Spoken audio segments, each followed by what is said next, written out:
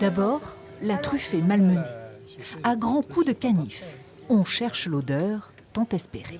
Il faut que ça sente la noisette quand elle est parfumée. Ou il y a au moins un endroit qui commence à sentir.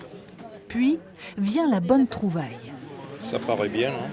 Et l'estivum, petite cousine de la tuber melanosporum, prend place dans son petit panier. Le parfum est plus subtil, mais c'est pas mal. On ne peut pas les comparer. C'est pas comparable, c'est pas comparable.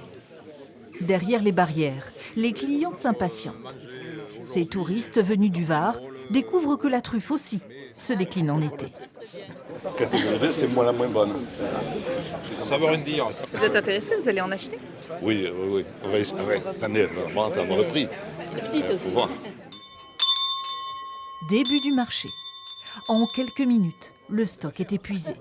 Ces truffes d'été seront râpées sur du beurre en guise d'amuse-bouche. Un conseil des producteurs. Je préfère la truffe d'hiver en vérité, mais la truffe d'été, voilà, c'est un bon compromis entre le prix et puis quand même une belle saveur. Comptez 150 € le kilo pour la catégorie 1. C'est 10 fois moins cher que son illustre homologue hivernal. Mais en toute saison, la truffe se décline en Périgord.